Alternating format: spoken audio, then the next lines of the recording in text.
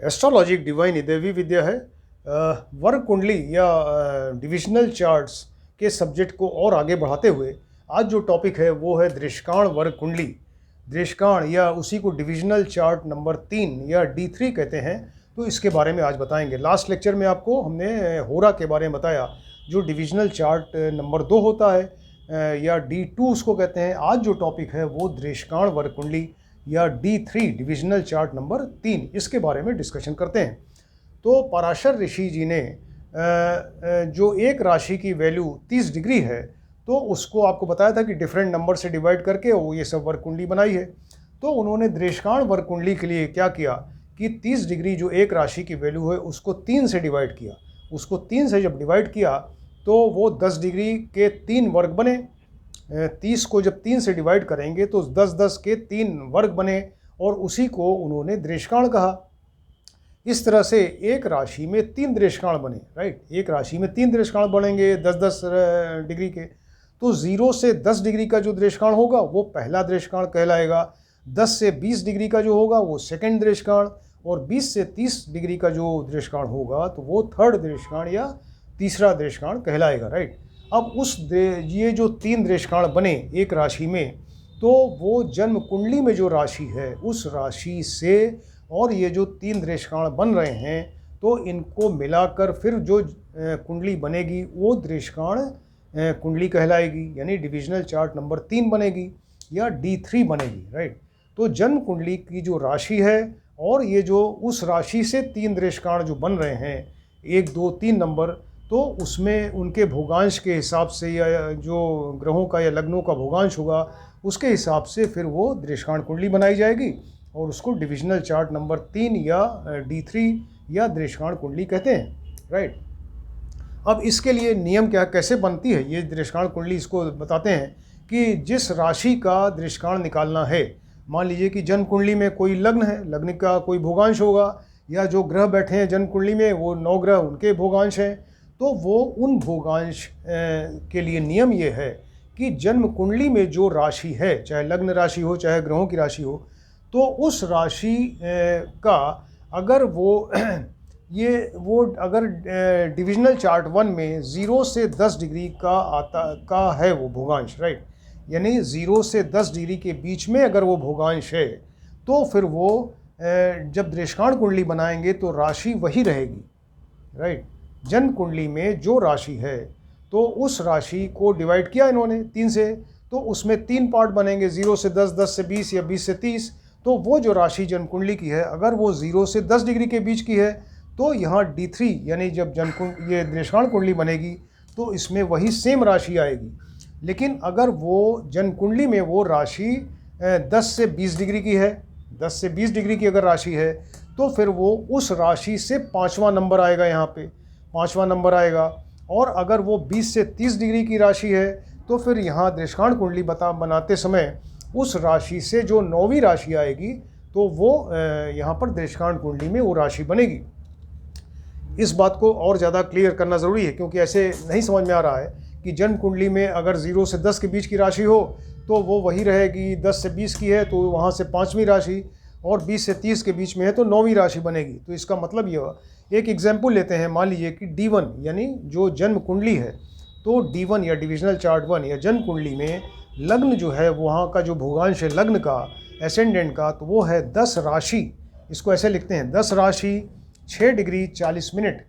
10s 6 degree and 40 minutes, right. तो ये इसके मतलब कि 10वीं राशि उसके आगे 6 40 और है डिग्री 40 में। इसके मतलब कि क्या हुआ कि वो लग्न राशि वहाँ पर D1 में 11th राशि हो गई, कुंभ राशि है, राइट। D1 में जो लग्न अगर 10 6 40 है कहा जा रहा है, इसके मतलब कि लग्न राशि वहाँ जो जन्म कुंडली में है वो कुंभ राशि 11th राशि है। तो अब उस राशि से लग्न अगर हमको दृष्काण कुंडली बनाना है कि उस दृष्काण कुंडली का लग्न क्या होगा, तो आप ये देखिए कि 6 डिग्री 40 मिनट जो है वो किस खंड में आता है, किस पार्ट में आता है दृष्काण के। तो ये 0 से 10 के बीच में आ रहा है, राइट। 0 से 10 के बीच में आ रहा है। इसमें क्या लिखा है, फिर नियम है कि वो राशि वही रहेगी, यानी जो अगर 10 राशि 6 डिग्री 40 मिनट वहाँ पर जन्म कुंडली में है लग्न का भोगांश, तो यहाँ दृष्काण कुंडली में भी वही राशि यानी 11th राशि ही रहेगी। ये देखिए 11th राशि आएगी अगर वो 10/6/40 लिखा हुआ है। जन्म कुंडली की जो राशि है 11th राशि, तो दृष्काण कुंडली में वही सेम राशि रहेगी 11th राशि। अब मान लीजिए इसी को एग्जाम्पल कि अगर वो लग्न जो है वो जन्म कुंडली में 10 राशि 16 डिग्री 40 मिनट अगर है, सपोज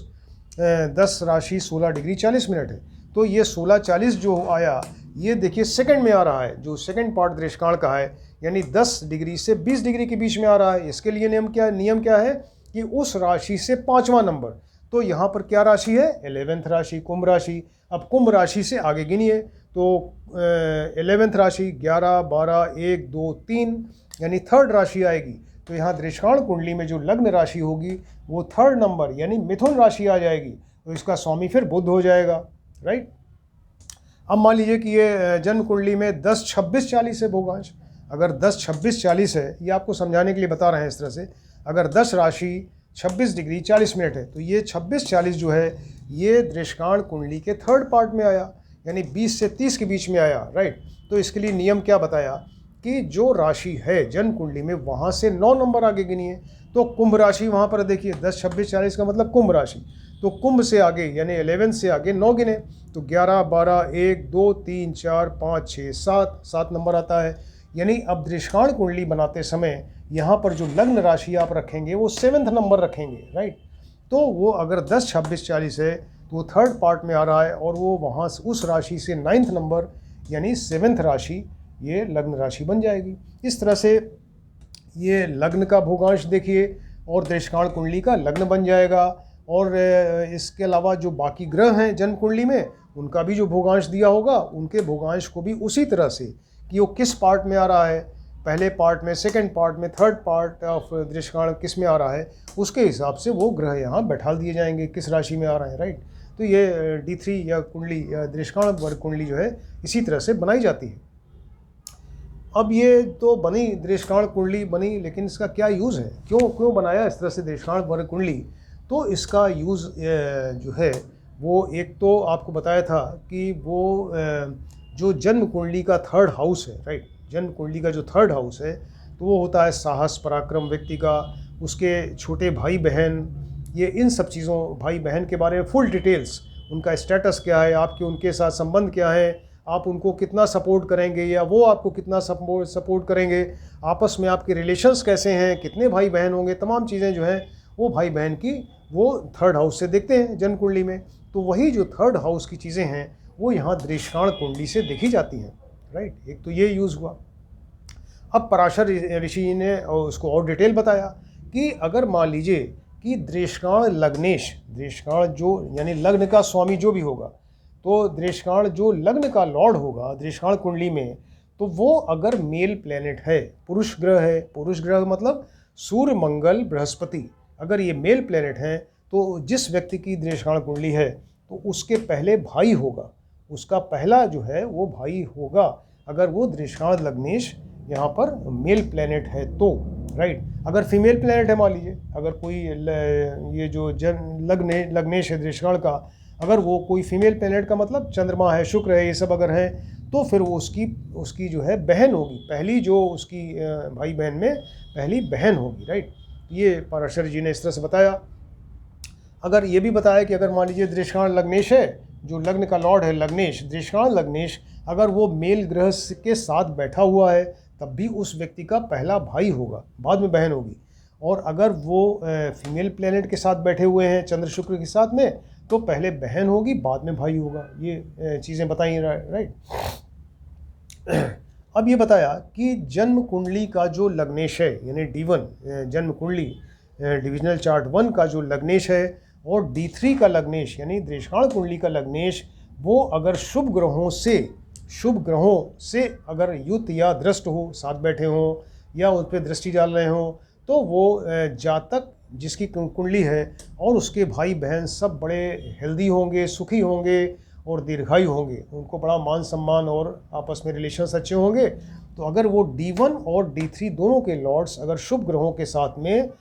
साथ बैठ जाएं या शुभ ग्रहों की उन पर दृष्टि हो जाए, तो जो कैंडिडेट है जातक है और उसके भाई बहन दोनों ही वो बड़े हेल्दी होंगे, सुखी संपन्न होंगे और तमाम लग्जरीज़ वाले होंगे और दीर्घायु यानी उनकी एज ज़्यादा होगी, राइट। अब और चीज़ें बताई कि मान लीजिए D1 यानी डिविजनल चार्ट 1 जन्म कुंडली का जो लग्नेश है और D3 यानी दृष्टिकोण कुंडली का लग्नेश, अगर उन जो लॉर्ड हैं उनके बीच में अगर आपस में बढ़िया रिलेशंस हैं, वो आपस में फ्रेंड्स हैं, तो फिर वो जातक का अपने भाई बहनों के साथ में बड़ा बढ़िया रिलेशन रहेगा, आपस में फ्रेंडली रहेंगे, एक दूसरे को सपोर्ट करेंगे या एक दूसरे से रिलेशंस उनके बहुत अच्छे रहेंगे। अगर मान लीजिए कि सम एक रिलेशन, सम का मतलब ना वो मित्र हैं ना शत्रु हैं, उस केस में फिर वो एक एवरेज रिलेशन रहेगा और वो बहुत ज़्यादा फ्रेंडली और बहुत ज़्यादा ये एनमिनिटी इस तरह की नहीं रहेगी आपस में, तो वो एक एवरेज रिलेशन या सो रिलेशन रहेगा, राइट। अगर मान लीजिए कि D1 का लग्नेश और D3 का लग्नेश अगर आपस में शत्रु हैं, वो हो सकता है भाई ग्रह आपस में कुछ मित्र होते हैं, कुछ सम होते हैं, कुछ शत्रु होते हैं, तो D1 यानी जो जन्म कुंडली का लग्नेश और दृष्टिकोण कुंडली का लग्नेश अगर आपस में शत्रु हैं, तो फिर वो जातक जो है जिसकी कुंडली है उसके अपने भाई बहनों के साथ रिलेशंस अच्छे नहीं रहेंगे, वो आपस में एक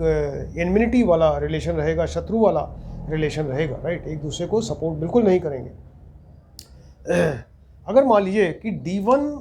का जो लग्नेश है, राइट, ये जन्म कुंडली का लग्नेश है और D3 का लग्नेश यानी दृष्टिकोण कुंडली का जो लग्नेश है अगर मित्र ग्रहों के साथ में बैठ जाएं, राइट, अगर D1 का लग्नेश यानी जन्म कुंडली का लग्नेश और ये दृष्टिकोण कुंडली का लग्नेश अगर मित्र ग्रहों के साथ बैठेंगे, तो फिर वही सेम चीज़ें कि वो दोनों के आपस में रिलेशंस बहुत बढ़िया रहेंगे, फ्रेंडली रिलेशंस रहेंगे जातक के अपने भाई बहनों के साथ में। अगर वो सम ग्रहों के साथ बैठते हैं तो फिर एवरेज एक सो रिलेशन रहेगा, बहुत ज़्यादा फ्रेंडली नहीं रहेंगे। अगर वो शत्रु ग्रहों के साथ बैठ जाते हैं D1 और D3 के लॉर्ड्स, तो उस केस में फिर रिलेशंस आपस में वो बढ़िया नहीं रहेंगे, एक शत्रुवत रिलेशन रहेगा, राइट। और चीज़ें बताएं कि मान लीजिए ये D3 लग्नेश यानी जो दृष्टिकोण कुंडली का लग्नेश है अगर केंद्र में बैठ जाए, राइट, अगर केंद्र में बैठ जाए तो वो व्यक्ति जो है वो फिर बहुत ज़्यादा धनी संपन्न और इसके अलावा जो है वो धनी संपन्न परिवार में उसका जन्म होगा। अगर ये D3 का लग्नेश दृष्टिकोण कुंडली का लग्नेश अगर केंद्र में बैठ जाए, 1, 4, 7, 10 में ही बैठ जाए दृष्टिकोण कुंडली में, तो फिर क्या होगा, वो व्यक्ति जो है उसका जन्म जो होगा वो बड़े धनी और संपन्न परिवार में उसका जन्म होगा, राइट। या दूसरी चीज़ें और बताएं कि मान लीजिए अगर D3 लग्नेश जो है और अगर D3 में या D1 में यहाँ का जो लग्नेश है, मान लीजिए कोई भी हो लग्नेश जो लग्न का लॉर्ड है वो अपनी ही कुंडली में उच्च का होके बैठे या यही ग्रह जन्म कुंडली में अगर उच्च का होके बैठ जाए, तब भी वो जातक का जन्म जो है बड़े धनी संपन्न और बढ़िया एजुकेटेड फैमिली में इसका जन्म होगा। इसका और मतलब भाइयों का जन्म जो है वो सब भाई बहनों का वो अच्छे परिवार में जन्म होगा, राइट। मान लीजिए कि ये D3 यानी जो दृष्टिकोण कुंडली का लग्नेश है या D1, अगर वो D1 यानी जन्म कुंडली का जो लग्नेश है अगर ये स्वग्रही हो जाए, राइट, अगर ये D3 का लग्नेश और D1 के लग्नेश दोनों या कोई अगर वो स्वग्रही होके बैठते हैं, तो फिर ऐसे व्यक्ति के जो फादर होंगे उनके फादर या तो आर्मी में या पुलिस फोर्स में फिर किसी अच्छे ऑफिसर की पोस्ट पर रहेंगे अगर वो स्वग्रही होते हैं तो, राइट। अगर ये D3 का लग्नेश या D1 का लग्नेश या दोनों लग्नेश अगर वो इसमें अगर वो आप इसमें अगर स्वग्रही होंगे, राइट, अगर अपनी ही राशि में बैठेंगे, तो फिर इनके फादर जो हैं वो आर्मी में या पुलिस फोर्स में बड़े अच्छी पोस्ट पर रहेंगे। और अगर मान लीजिए कि D3 का लग्नेश और ये D1 का लग्नेश जो है आपस में ये मित्र की राशि में बैठ जाए, अगर ये D3 का लग्नेश जो लॉर्ड है दृष्टिकोण कुंडली का और या अगर D1 का लग्नेश जो जन्म कुंडली का लग्नेश है, तो ये दोनों अगर मित्र क्षेत्रीय हों यानी कि अपने फ्रेंड की राशि में बैठ जाएं, इनका ग्रह जो इनका फ्रेंड हो उसकी राशि में बैठ जाएं, अच्छी राशि में बैठ जाएं, तो फिर इनका जन्म जो है वो वेल एजुकेटेड फैमिली में होगा, ज़्यादा पढ़ी लिखी फैमिली में और धनी संपन्न परिवार में इनका जन्म होगा, राइट। मान लीजिए कि D3 का लग्नेश है, ये बहुत सारी चीज़ें बताई हैं इस तरह पाराशर जी ने। मान लीजिए कि D3 का लग्नेश जो है वो अगर D1 में, राइट, जो भी ग्रह बनता हो, यहाँ D3 का लग्नेश, वो अगर D1 जन्म को वही ग्रह अगर जन्म कुंडली में अगर छठे या आठवें में बैठ जाए, छठे या आठवें स्थान में जन्म कुंडली में बैठ जाए यहाँ का लग्नेश, तो ऐसे जातक के हाथ में चोट का निशान होता है। ये भी बताया, ऐसे जातक में मतलब ये दृष्काण कुंडली का लग्नेश जन्म कुंडली में अगर छठे आठवें में बैठता है तो ऐसे व्यक्ति के हाथ में चोट का निशान होता है, और वो कुछ ऐसी कंडीशन हो सकती है कि वो व्यक्ति जो है फिर वो सुसाइड भी कर सकता है, आत्महत्या कर सकता है, राइट, ये बताया गया। अगर मान लीजिए कि D3 का लग्नेश है, ये दृष्काण कुंडली का लग्नेश है, वो जन्म कुंडली में या दृष्काण कुंडली में पाप ग्रह से युक्त हो, अगर पाप ग्रह से युक्त होकर अगर छठे आठवें में बैठता है तो फिर वो ऐसे जातक के भाई का नाश होता है, उसके भाई को कोई विपत्ति आएगी और उसको कोई प्रॉब्लम हो सकती है, या किसी ऊंचाई से गिरकर उसकी डेथ हो सकती है, राइट। फिर से बताते हैं इसको कि मान लीजिए D3 का लग्नेश, दृष्काण कुंडली का लग्नेश अगर D1 यानी जन्म कुंडली में या इसी दृष्काण कुंडली में छठे आठवें में बैठ जाए तो ऐसे व्यक्ति का फिर जो भाई होगा उसको कोई विपत्ति आएगी, कष्ट आएगी, और वो उसके भाई का नाश हो सकता है, और वो ऊंचाई से गिरकर उसकी डेथ हो सकती है, राइट। और चीज़ें बताई कि मान लीजिए कि ये अगर ये सूर्य या मंगल अगर ये D3 बनते हैं, D3 के लॉर्ड बनते हैं, यानी दृष्काण कुंडली के लॉर्ड जो हैं स्वामी अगर सूर्य या मंगल हो और अगर वो D1 में बैठ जाएं, राइट, D3 का लॉर्ड सूर्य मंगल हो और वो जन्म कुंडली में अगर बैठ जाए 8th हाउस में, अगर वो 8th हाउस में बैठ जाए, उस केस में फिर ऐसे व्यक्ति को जो है वो अग्नि, फायर से या इलेक्ट्रिसिटी से खतरा होता है, राइट। ये D3 का लग्नेश अगर वो सूर्य मंगल होकर और D1 में यानी जो डिविजनल चार्ट 1 या जन्म कुंडली में अगर 8वें हाउस में बैठेगा तो ऐसे व्यक्ति को अग्नि से या बिजली से खतरा होता है और उसको प्रॉब्लम हो सकती है इसकी वजह से। तो इस तरह की चीज़ें बताई ये दृष्काण वर्ग कुंडली के बारे में। तो आज आपको बताया कि ये 30 राशि, एक राशि की 30 डिग्री को पराशर ऋषि ने 3 से डिवाइड करके 3 दृष्काण बनाए, यानी 10-10 डिग्री के 3 दृष्काण बने, और ये 0 से 10 और 10 से 20 और 20 से 30 के 3 दृष्काण बनते हैं। तो इसी से फिर दृष्काण वर्ग कुंडली बनती है, या डिविजनल चार्ट 3 या उसी को D3 कहते हैं। ये कैसे बनती है इसके बारे में आपको बताया,